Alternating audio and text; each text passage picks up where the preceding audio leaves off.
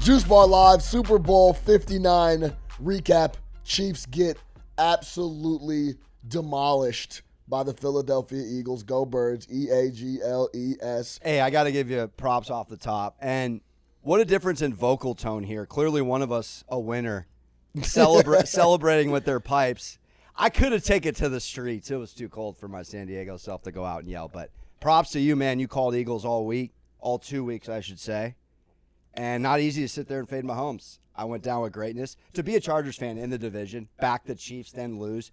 You see it. I'm wearing green because I wanted to feel like a winner. Look, man, you can't win them all. I think, too, you were confident. That was your gut. I was confident in Philly. I went with it.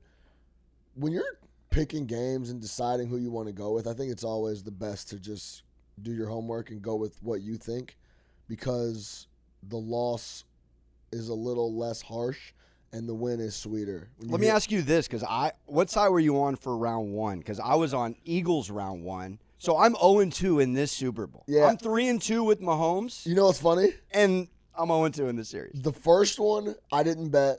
It was a coin flip. I liked Philly in this spot, but I'm 0-2 against Mahomes against the Niners. I took the Niners twice. Laid off the Bucks. No, you had the Bucks. Bucks Chiefs? I had the Bucks, but I'm 0-2. I took the Niners both times. And brutal losses in both.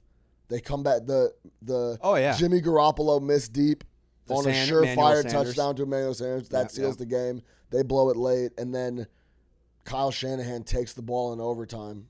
That makes absolutely no sense. 0. And they lose that one. But, I was on Big Brock. I was on Brock Purdy that year. So tough from week 5 all the way through. I thought he was getting disrespected. I still think he should have won MVP when Lamar got it. But, yes. Did this game to you, we enjoyed Knicks Celtics together Saturday night. We're talking about it. You get feels when you're watching early sometimes. I felt like once that pick six happened, Coop, it's over. It was done. I thought it's funny you say that because I thought it was over even before that.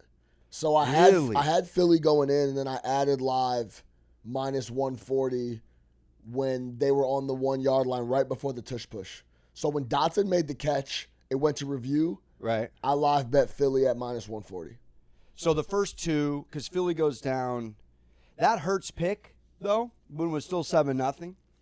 No thought that maybe this game would be competitive? You know what it reminded me of? What? Detroit was going down on Washington to make it 14-0, and Goff fumbled. Oh, yeah. And that game flipped completely right then, and they felt like they were still in it. If Detroit scored and went up 14-0, I think they dust Washington off. They end up getting back in the game and going back down. When Hurts threw that interception in field goal range, yep, I was like, oh, man, here we go. It was a bad omen. It was a bad omen, but the defense was so dominant. The pressure did not let up on Mahomes.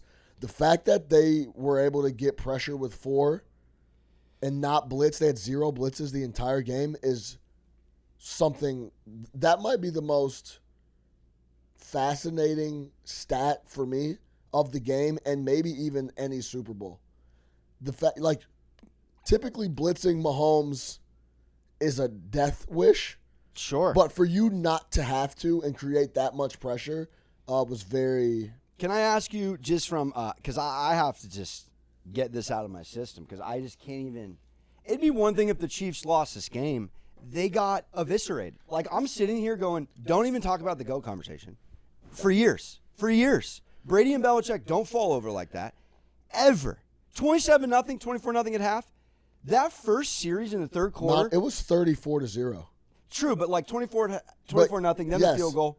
But But then you're thinking still halftime, 24-0, they'll come out, score. It'll be 100%. 24-10. They go 3 and out. It went to 34-0, yeah.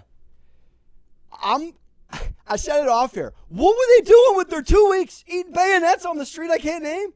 I mean, literally, what were they doing? I feel like... Beignets, you mean? Yeah, thank you. I was going to say funnel cake. I didn't want to disrespect. I was like, bayonets. I was like, okay, yeah, anyway. I'm hot. Yeah. I'm itchy in the sweater. I'm hot in this green, and I'm losing. I just... Look at the numbers here. This is utterly flabbergasting. Mahomes had more rushing attempts Then Pacheco and Kareem Hunt. Kareem Hunt had 3 carries for 9 yards. Pacheco had 3 carries for 7 yards. You saw Philly not run the ball with Saquon as far as effectively all game, yet they gave it to him over 20 times. Just to balance out the attack. Where was that with not your guy Nagy and this offensive game plan? There was no adjustments, it seemed. And then that little Fugaze box score, I mean, from a betting perspective, by the way, that's when you hop on live props. Prevent D, hop on some Chiefs, cash some money back. But that game, I mean, I just don't get it from a game plan perspective, Sean. I agree. Help me talk me through that. Yeah, I was watching the game at a Super Bowl party. Shout out Kiana Martin, MSG, the fam. And, you know, there's usually a lot of stuff going on at a Super Bowl party, right? Like, there's people talking, you're meeting new people, you're having drinks, whatever. I think that's partly why people like to watch the game by themselves, because it's like this stranger's talking to me about some. You're a sports broadcaster. Yeah, like finance, and I'm like. Not worried about my portfolio. Anyway,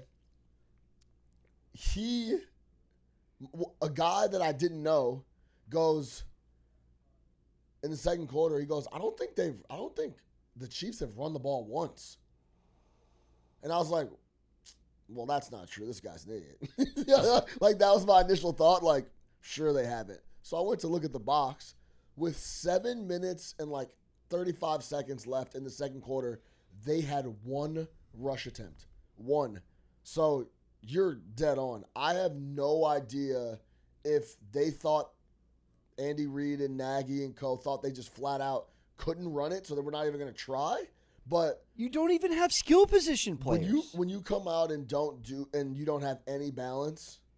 It was a massive mistake. It was reminiscent of what Baltimore did last year. It's exactly what I was going to say. Gus Edwards, 7 carries. Yeah, and they just and then once they fell behind, then they had to throw it. And then once we talked about Philly getting out ahead. If you let Philly get out ahead, dude, you're in deep trouble. Which is weird because Brady was talking on the mic, thought he did a very good job about how all 3 games, or all 2 games, but multiple times that year, they've been down 10. They were down 10 to Buffalo. They were down 10 the first round or was it Houston? I don't know. They've been down 10 in multiple instances this year. Yeah. 17-1 score win games. They just kept letting them do their thing.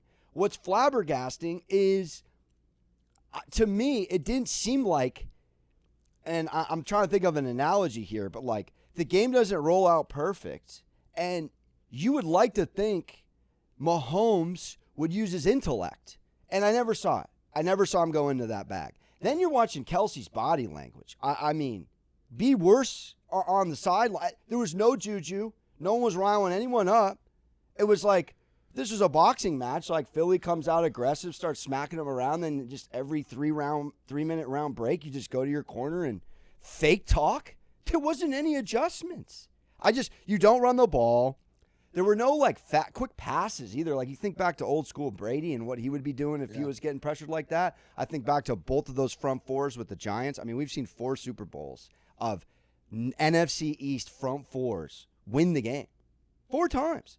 And this almost looked like, and a question for you, Bucks Chiefs, where Vita Vea and the boys up front were dominating the line of scrimmage, and that's it. And I'm sorry, but that was basically what happened.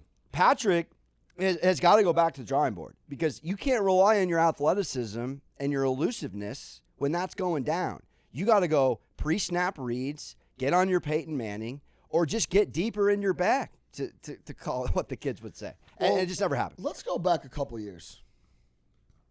Because clearly, last year when they won the Super Bowl, they were bad.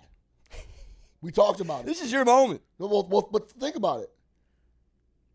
They were bad almost the entire year. They end up winning the Super Bowl. This year, they were trying to skate by, and they were skating by, and they were winning all these close games. Last year, essentially, the Chiefs as an organization and Andy Reid and whoever else that's making decisions over there confirmed that Pat can actually do all the lifting by himself. Period. We'll just let Pat lift us in all aspects. Yeah. It'll be all on Pat because I've seen him do it. He can do it. So it was an arrogant stance in your opinion. Of course. We pound on. I'm pounding I was going to say the table, but I'll say I was pounding microphones. Any microphone I got, I'm like, look, man. Yeah. Remember how confident I was when they were playing Buffalo? I'm like, bro, just take Buffalo. Max bet, whatever you can handle losing. You take Buffalo. They were just fortunate in a lot of spots.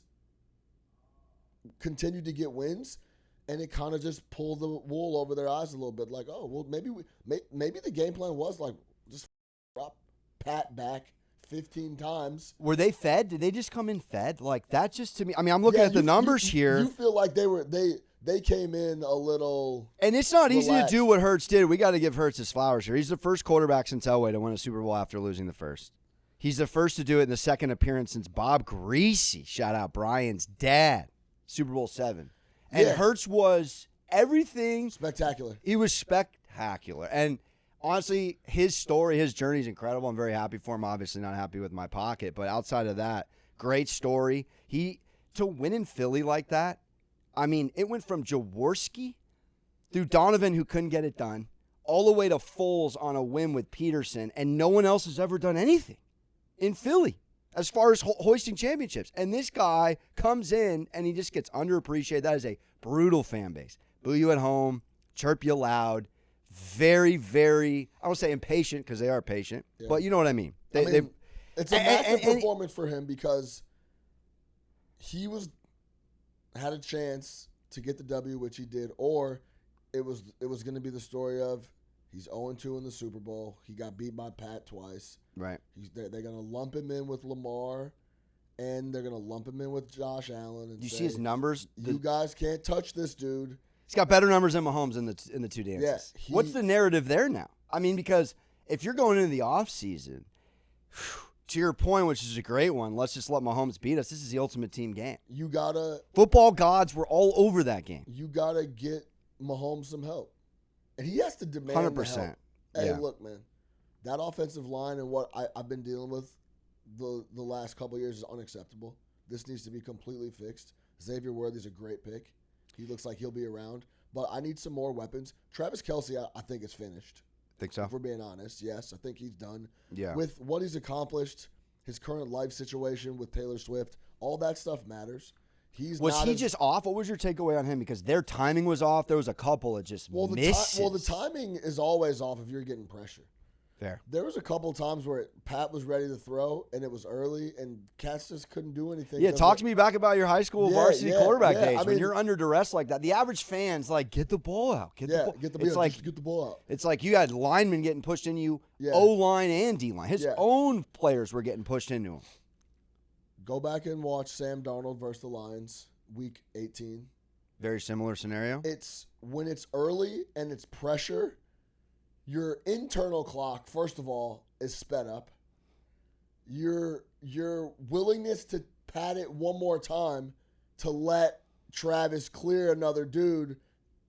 And then does it get in your head like a pitcher gives up a yaya or two early on in a starting pitcher mode? Just like you get sacked, you throw the pick six. Are you forcing? Are you rattled? Are you almost seeing ghosts? But you don't think Mahomes would do what Darnold did, but he did. He did. Even Brady, when you beat Brady, you were putting pressure on him, and he folded up. Towards the end of Brady's career, remember he was going down without anybody touching him?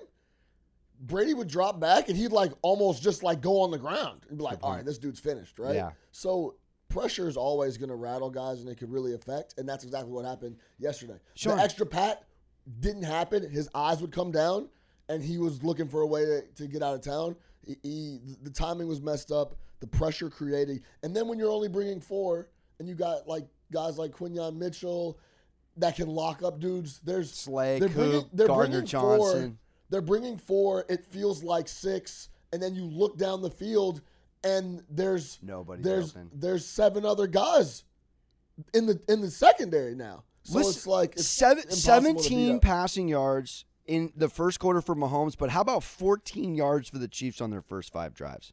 14 yards in 5. Is this the most dominant defensive performance we've ever seen in the Super Bowl? I can't even remember one. It's up there with Legion of Boom versus Peyton Manning and the Broncos. Definitely. They destroyed the Broncos in that game.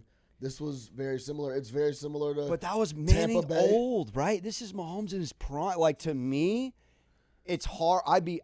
It's a hot take to be like, oh, they were just dilly-dallying and being celebrities for the week, but it's like, where were the adjustments? If Brady and Belichick make adjustments at halftime, the only time they scored was when it was over. Yeah, I cannot get over this. I think there's a little fat and happy in this. I literally can't sit, and that's why I'm so upset as a bettor.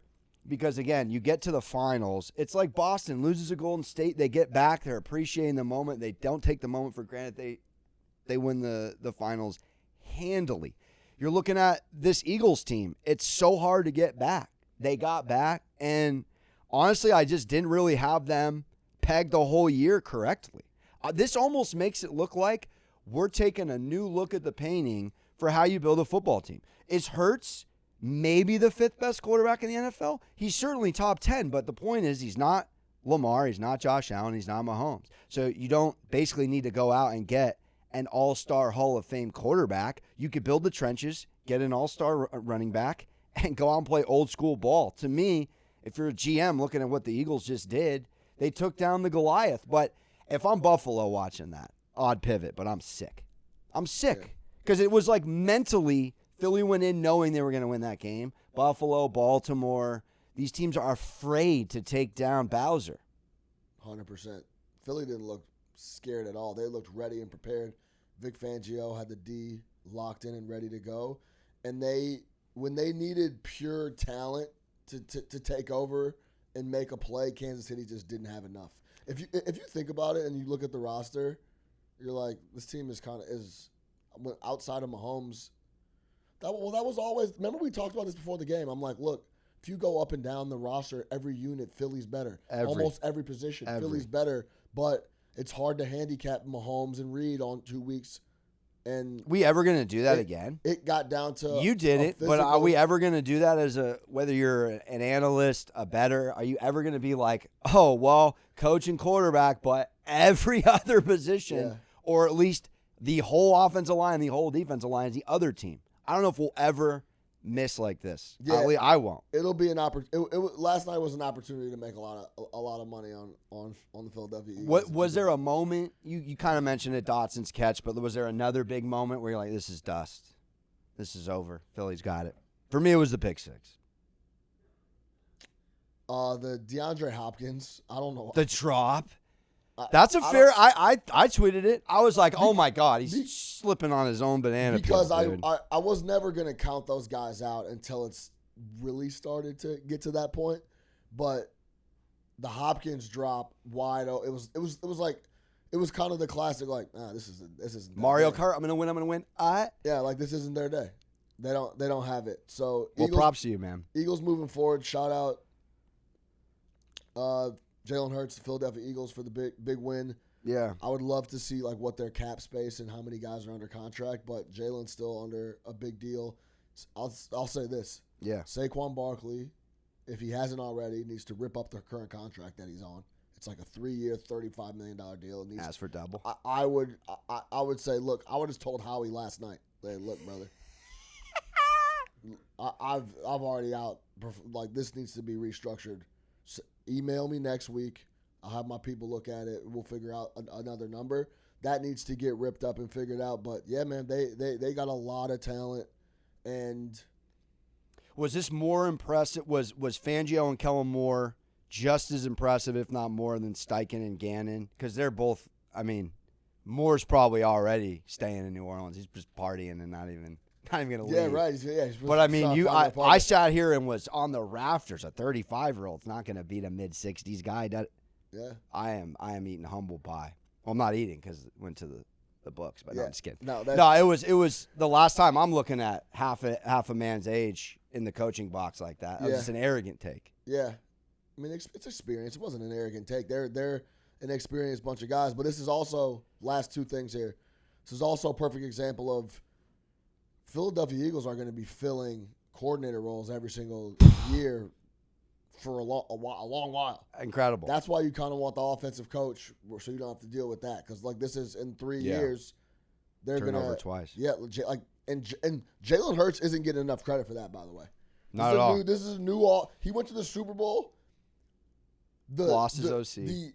Then they brought in. So he learned an offense, went to the Super Bowl. The next year, learned a new offense. They were dust. They got paid, so you lose a piece or two. Got paid. They move him out. Then they then go get more. He learns a new offense. He's going to learn a new offense next year. So, yeah, man, big kudos to Jalen Hurts. And last and final point. Yeah. Jaden Daniels, what he was able to do against that's the same Philadelphia defense that he saw 2 weeks prior. Facts. He was dicing those boys up. Pat Mahomes had no answer for those No boys. answer. In a dome. So not in Philly, in a dome. Salute to Jaden Daniels. Watch out. Future's bright over there in Washington as well. Cowboys down bad. Shout out Jure, not here at the parade, obviously. But, hey, that's Super Bowl. 59 recap. For more Juice Bar, make sure to check out the podcast wherever you get your audio platforms. We're on Spotify. We're on Apple, Google Play. Keep it rolling. More Juice Bar. Stay locked in.